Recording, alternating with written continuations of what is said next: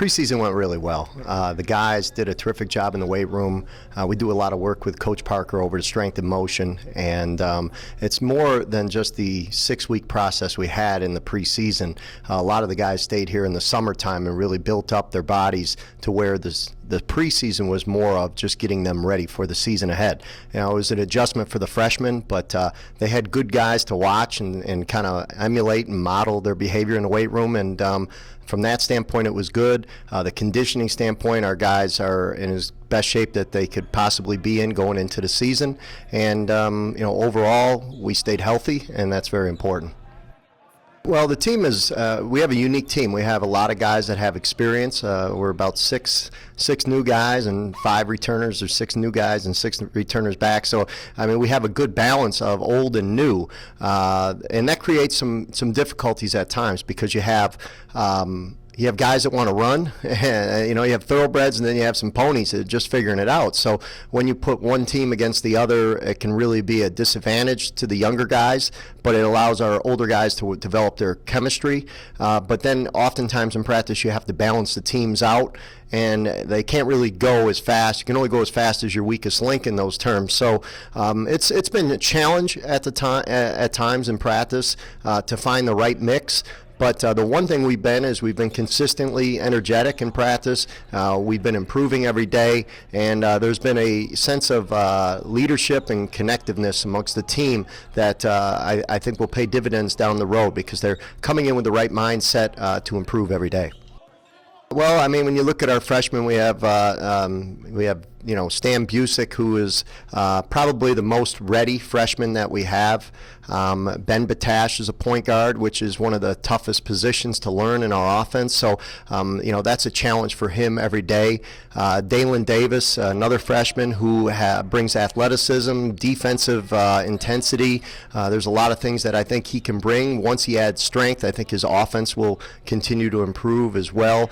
Ryan Roberts is a freshman who's come in all the way from California, and we're excited to have him in our program. And you know, he's been asked to kind of play some positions in practice that might not necessarily be what he's most comfortable in, but because of our numbers, you know, he's had to kind of figure it out and play in those roles. So, you know, as far as freshmen, you know, we just have a good mix, and they're willing to improve, and that's what we're looking for.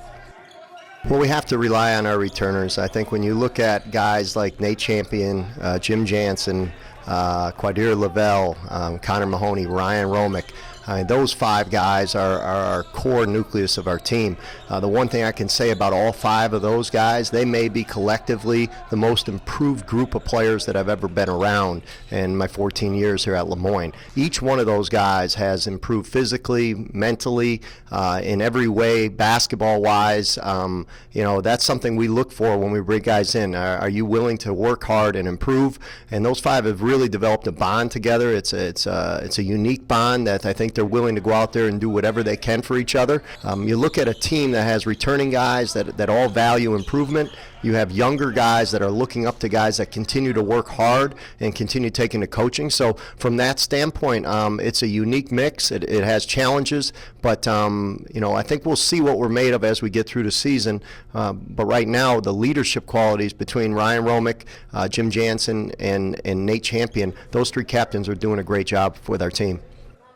Well, the challenge of our schedule is going to be probably the most difficult schedule we've had in a long time. Our non-conference games, there's not an easy game. I mean, we start off going down to Pittsburgh and playing Seton Hill, who has a very athletic and talented group returning.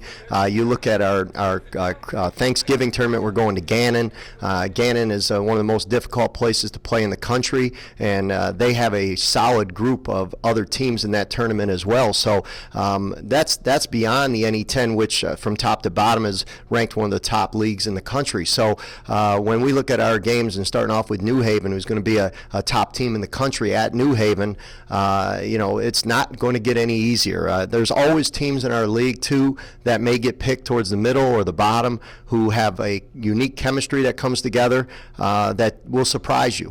You never know in this league from year to year who the good teams are going to be. So you have as much chance as anyone else else to go from, say, worst to first, or to remain at the top. It's a new year. It's a new challenge every year for every team.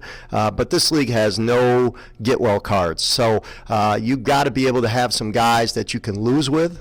Believe it or not, you got to have guys that when they lose a game can come back and see the things we need to improve upon and get better. And then you got to have guys that when you win games don't get complacent. I think the big thing we've talked to our team this year is trying to develop a level of consistency where we come with the same mindset and the same effort and determination every day to improve. If we can improve throughout the season, I'll be happy with whatever way this journey takes us, whether it's X amount of wins or losses, whatever it may be. I really believe that the team that improves and continues to get better throughout the season is going to find its way up to that top half and the top quarter of the league and have a chance at that point to compete and play in the NCAA tournament.